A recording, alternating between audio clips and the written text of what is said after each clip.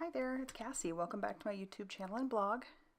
Every once in a while, you just need a card, and on the day that I made this card, we had learned of a friend of our family that had just discovered he was sick.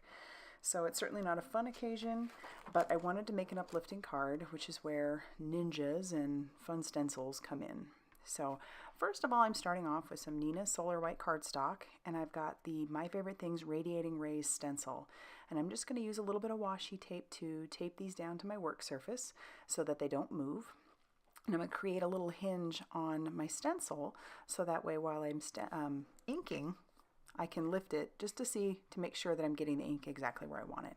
So I've pulled out some mustard seed distress ink and my mini ink blending tool, and I'm just going to get some fairly subtle color on through that stencil.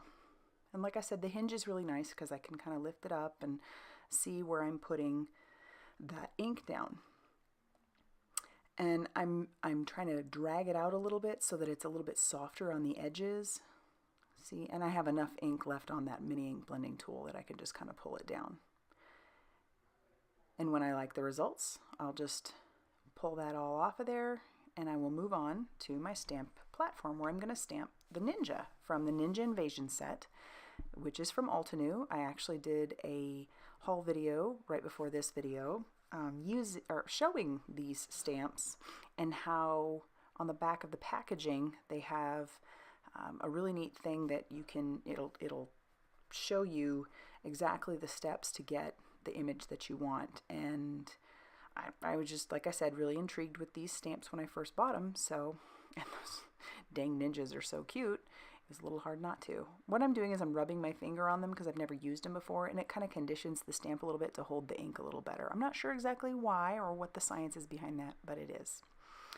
I'm using the jet black ink from Altenew because I wanted to see how it would stamp with such a solid image. And I was actually pretty impressed. I did double stamp it, which you'll see here, but I was fairly impressed with that ink. And it could be that, you know, it's a brand new ink pad and it's pretty juicy, but it stamped fairly crisply. Now I'm going to line up his face and hands to stamp those in the Stampin' Up! Blush Blossom ink. It's just so darn cute. And I double stamped that as well. And when I'm done double stamping him, I'm going to move on to his sash, which is tiny, so it was a little hard to maneuver on there. But I'm going to stamp that in Stampin' Up's Real Red.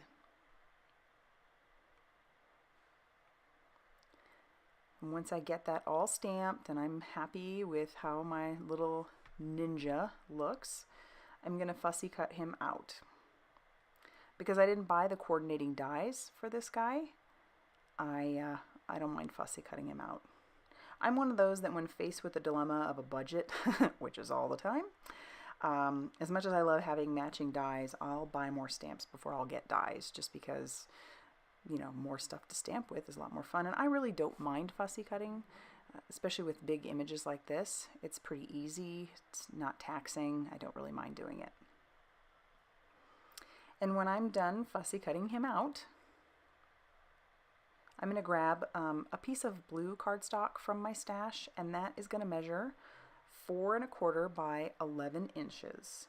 And I'm going to score it with my score buddy at 5 1/2 inches so that we get a top folding A2 size card.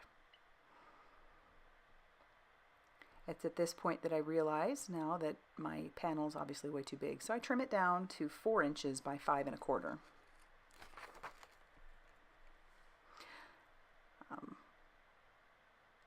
Here I've got a little scrap of the Neenah Solar White cardstock that I had from just cutting off the edges, and what I'm going to do is I'm going to stamp the sentiment, which says, "You got this." Now typically that would bother me because, you know, I homeschool my kids, so it would be "You've got this," but you get the point. Anyway, I'm trying to see the placement. I didn't like how I stamped it, so I just flipped it over, and I'm going to restamp it. And once I've got that restamped, I will adhere that to the front of my card just using a tape runner. Get it centered pretty nicely. And I can see through my little stamp mat there, I can see through onto my grid mat, and so now I'm just cutting off the excess. I'll adhere that panel with some Tombow Mono Multi adhesive because I want that fairly flat, because I'm going to add some dimension here in a little bit. And then I notice at this point that I had an ink smudge, so I'm using a sand eraser to erase the little smudge.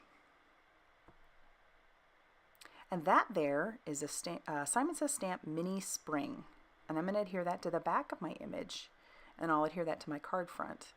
It's a little big, so I trimmed it down so that it wouldn't show. And once I'm happy with how he's going to look on the back of that, I'm going to peel off the release paper, and I'll adhere my Ninja to the front of that. And then I'm going to adhere that to the front of my card. Those are fun, and even though they add dimension, they mail flat, so that's kind of a bonus. And you'll see here what I mean. So stinking cute. Oh my gosh. So that is going to finish off my card there. I love how he turned out. If you liked this video, please hit the thumbs up and subscribe to my channel. And if you've done those things, thanks. And as always, thanks so much for stopping by.